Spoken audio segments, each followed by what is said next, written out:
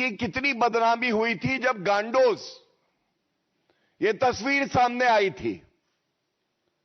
राहुल गांधी और George Soros ये ऐसे ही है जैसे दो जिस्म एक जान। और अब एक और सबूत सामने आया है। जॉर्ज सोरोस की संस्था जो है ओपन सोसाइटी फाउंडेशन, इसी की फंडिंग से सेंट्रल यूरोपियन यूनिवर्सिटी है।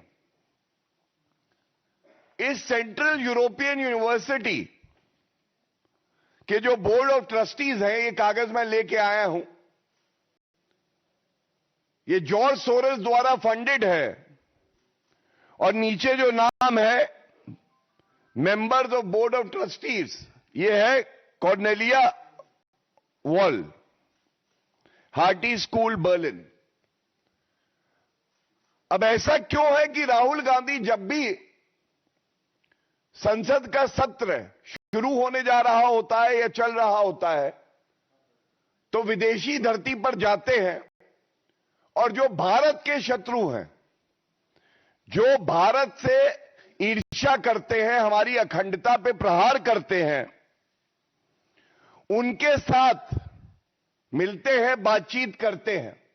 ये कौन सा एजेंडा है भारत विरोधी कि भारत का नेता प्रतिपक्ष ऐसी शक्तियों से मिलके भारत के खिलाफ षड्यंत्र कर रहा है।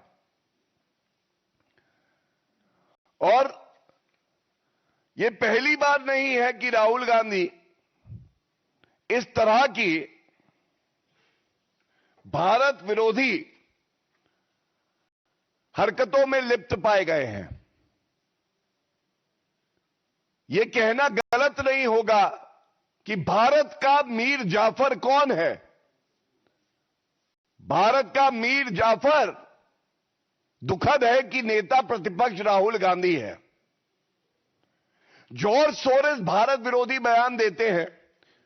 हमने देखा किस तरह से भारत में फंडिंग करके आंदोलन हो, कानून व्यवस्था टूटे, भारत की अखंडता पे प्रहार हो, ये जॉर्ज सोरोस करते हैं। लेकिन वो भारतीय नागरिक नहीं है। जॉर्ज सोरोस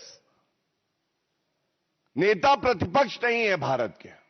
जॉर्ज सोरोस ने संविधान की शपथ नहीं ली है, लेकिन राहुल गांधी ने तो संविधान की रक्षा करने की शपथ ली है। तो ये पूछा जाएगा, ये जो भारत के अंदर के सपोले हैं, इन सपोलों के लिए इलाज होना चाहिए। ये बात आज भारत की जनता कह रही है। जिम्मेदारी दी है भारत के साथ खड़े होने की, और ये इलू इलू कर रहे हैं भारत विरोधी शक्तियों के साथ। और इसी क्रम में मैं आपको बताना चाहूंगा, एक बहुत बड़ा वर्ग है जो कवर फायर देता है अपरिपक्व नेता प्रतिपक्ष राहुल गांधी को। वो हमेशा कहता है राहुल गांधी बचकानी हरकतें कर देते हैं।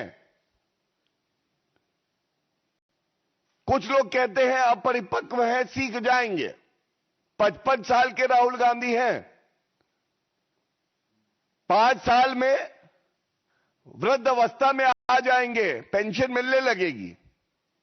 और यह भी बता दें कि जो लोग ये कहते हैं कि वो बचकानी हरकतें कर देते हैं, तो ये स्पष्ट हो गया है राहुल गांधी आदतन ऐसी हरकतें करते हैं, बहुत ही शातिर है। उनके डीएनए में भारत का विरोध है, क्योंकि सत्ता पाने की लालसा है, वो जहरीले हैं। और जो उनके कृत्य हैं, जो अभी मैं उजागर करूंगा, ये एक पैटर्न है। तो ये कहना भी गलत नहीं होगा कि ये भारत से गद्दारी है।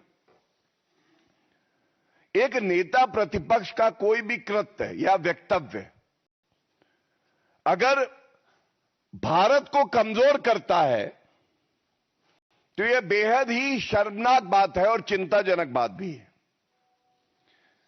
अब आप देखिए, यह तस्वीर है, अमेरिका गए, वहां की लॉ मेकर इल्हान ओमर से मिले। यह अभी कुछ ही समय पहले की बात है। ये इल्हान ओमर क्या कहती है? इल्हान ओमर कहती है कि भारत ने गैर कानूनी तरीके से कश्मीर पर कब्जा कर रखा है। क्या मजबूरी है? क्या यह जरूरी है? क्या मंशा है नेता प्रतिपक्ष की कि वो इल्हान ओमर से मिल रहे हैं, जो हमारे कश्मीर को, जो भारत का अखंड हिस्सा है, उसको कहती है कि जबरन कब्जाया हुआ है। ये दूसरी तस्वीर है मुशीफिकुल हसन फजल, मुशीफिकुल फजल। ये देखिए, ये क्या कहते हैं? ये जमाते इस्लामी को आगे बढ़ाते हैं। राहुल गांधी देखिए साथ है उनके, और ये बार बार वक्तव्य देते हैं कि भारत में लोकतंत्र खत्म हो गया है। राहुल गांधी भी यही मानते हैं। तो जमाते इस्लामी जो भारत में प्रतिबंधित है, बैंड है, उसके साथ जो व्यक्ति कारोबार करता है, उसको आगे बढ़ाता है, उसके साथ राहुल गांधी क्या कर रहे हैं? So with this picture of Wunden's visit to Germany that has been garnering a lot of controversy, the BJP has been slamming this particular post. Rahul Gandhi meeting Cornelia Won in Berlin, saying that she serves as one of the board of trustees of the Center of European Policy, an institute which is known for its proximity to George Soros's funded networks. We'll get you more on that back after a short break. You're watching Times Now.